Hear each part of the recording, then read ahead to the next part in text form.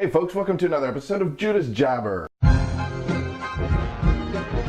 GOP debate was a couple days ago. Ended up being a pretty interesting format in which the candidates sat around a wooden table and could face each other and discuss things, and at one point were even able to ask each other questions, or a question. So everybody's saying that Mitt Romney came out as the winner of the debate, followed closely by, or tied with, Herman Cain. But I think they did do a tremendous job. That's mixed whether or not Perry held on. He definitely didn't win that debate, whether or not he did an okay job to make it to the next one. Again, I want to remind you, Rick Perry's strength is not debating, it is campaigning. Don't forget that he raised $17 million in less time than it took anybody else. To me, it's interesting to note that Cain's rise it's hurt Perry a little bit, but mainly it's hurt Ron Paul. Since Cain has been on the rise, Ron Paul's numbers haven't necessarily gone down, but while still clinging to his 11%, makes him about 4th or 5th place when compared to the other 3 or 4 candidates at the top. Mitt Romney, Herman Cain, Rick Perry. In some polls, Newt Gingrich, and in that order. And it looks like New Hampshire might have its primary as early as December 6th. It's coming up soon. But I also want to say, keep an eye on Newt Gingrich. I think he's going to continue to rise. If Herman Cain starts to lose ground, I think his voters are going to go not necessarily to Mitt,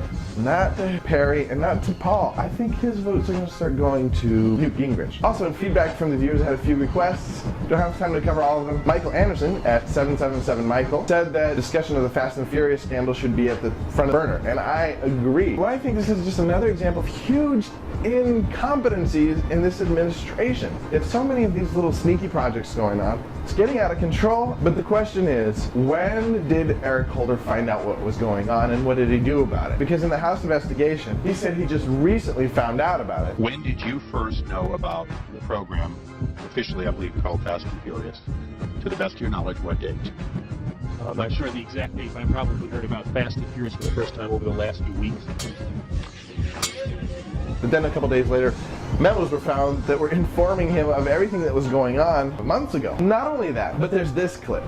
It is a highly controversial practice that agents are taught not to do. However, in October 2010, in a memo, a Deputy Attorney General, right under Brewer, writes to another Deputy AG that he wants Brewer to get involved with a Fast and Furious press conference. But he says it's a tricky case because the number of guns that are walked is significant. Now, the Deputy AG writes back and he says it's not going to be any big surprise that a bunch of U.S. guns are being used in Mexico. So I'm not sure how much grief we'll get for gun walking. And it makes me wonder who is this guy talking about that wouldn't care? Is it the public?